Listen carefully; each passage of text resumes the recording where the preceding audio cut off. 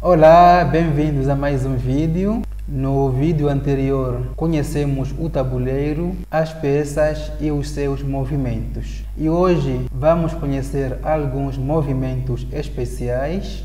Aqui está a posição inicial das peças. No vídeo anterior dissemos que o peão se movimenta somente uma casa mais para frente, mas tem uma exceção que é no seu primeiro movimento, que ele pode optar por avançar duas casas. É somente aqui aonde ele é permitido avançar duas, no seu primeiro movimento, ou seja, saindo da segunda fileira ou da sétima fileira no caso das pretas. Assim, eu posso movimentar este peão de D2 para D4.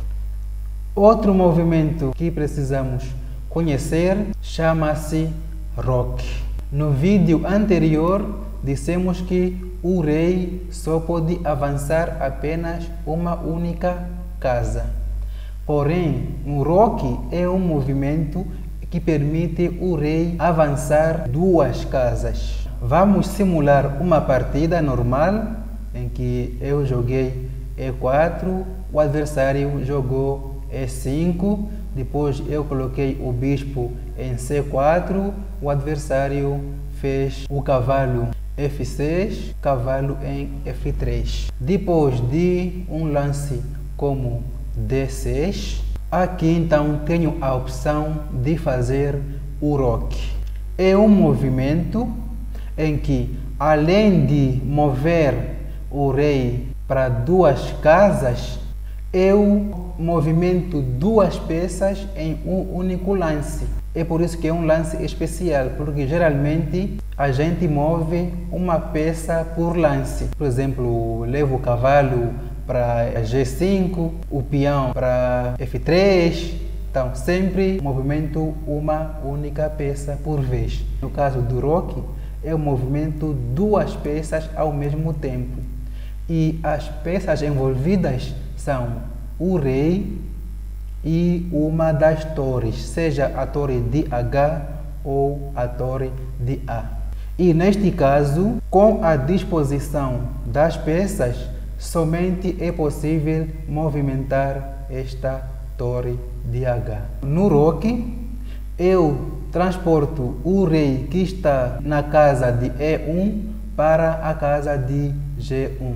E depois levo a torre que está em H1 para F1. Assim eu fiz o meu roque. Vamos agora imaginar que do lado esquerdo do tabuleiro, aqui não tem o cavalo e nem tem o bispo nem a dama.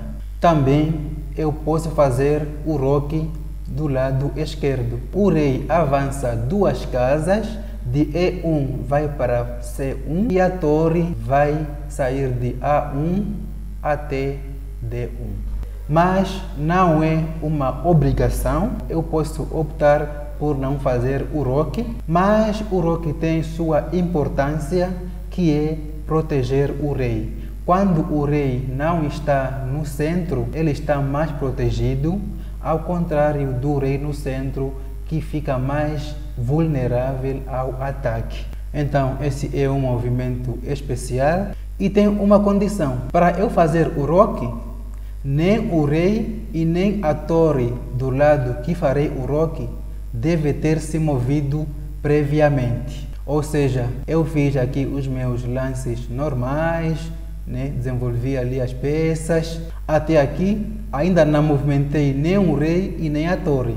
Aí sim eu posso fazer este movimento do roque.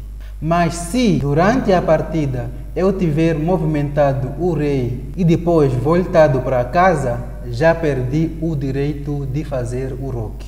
Ou então já tiver movimentado a torre. Então, mesmo que depois ela volte para esta casa, já perdi o direito de fazer o roque. Neste caso, se já movimentei esta torre previamente, mas o rei ainda tenho a chance de fazer o roque do outro lado. E mais um detalhe, este roque feito para o lado direito é chamado roque curto porque a torre avança apenas 2 casas. Já o roque feito do lado é chamado roque longo por causa desse movimento longo da torre de A1 até D1. Avançou 3 casas. Então é chamado roque longo, ou roque comprido, ou então roque grande. Já o outro roque é chamado roque curto ou roque pequeno. Há quem até usa os termos roquinho e rocão. E agora vamos para o nosso último movimento especial, que é o en passant, que traduzido é captura de passagem. Vamos imaginar que este peão avançou e chegou a esta casa de C4. Este peão de D3, ele tem a opção de, no seu primeiro movimento, avançar para D3 ou então para D4, certo? O que acontece se eu avançar para D3? O adversário tem a opção de capturar este peão, certo? Excepcionalmente, se este peão no seu primeiro movimento avançar 2 casas, passando por uma casa aonde ele seria capturado por um peão do adversário, neste caso específico, o adversário, querendo, pode capturar de passagem e tomar este peão. Por isso que chamamos captura de passagem ou en passant. Então, este é o outro lance especial, en passant ou captura de passagem, ou seja, capturei um peão que passou por uma casa que eu iria capturar. Porém, como ele tem a prerrogativa de avançar 2 casas, passou por uma casa que eu o poderia capturar. Então, eu posso capturar este peão. Mais um exemplo, digamos que este peão avançou e chegou aqui. Se eu fizer F5, este peão passou por uma casa de F6 que eu poderia capturar. Então, neste caso, eu posso tomar este peão. Então, chama-se captura de passagem. Agora vamos ver o nosso último lance especial, chamado coroação ou promoção. Já deu para perceber que o peão é a peça de menor valor, porém, se um desses peões conseguir chegar até a última fileira, ele tem a opção de transformar-se em qualquer peça que quiser. Vamos dar um exemplo. O meu peão conseguiu atravessar e chegou aqui. Se o peão conseguir atingir a esta fileira, a 8ª fileira, aqui ele não vai ser mais peão. Eu troco este peão por uma peça maior. Geralmente é a dama, mas há vezes em que uma peça média, como o cavalo, é importante. Ou a torre. A pessoa tem opção de escolher qual peça quer trocar pelo peão que chegou na 8ª fileira.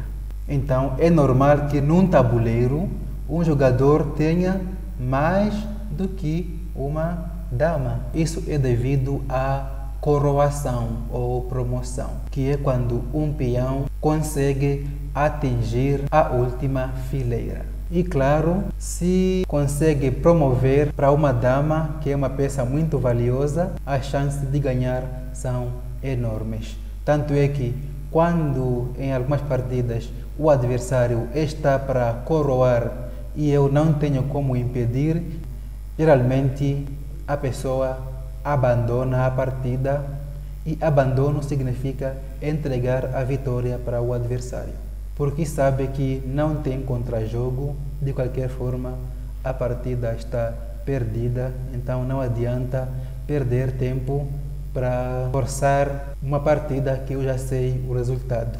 Então, esse foi o vídeo de hoje. Se gostou, deixa a sua curtida e compartilha com seus amigos que querem aprender xadrez. Até o próximo vídeo.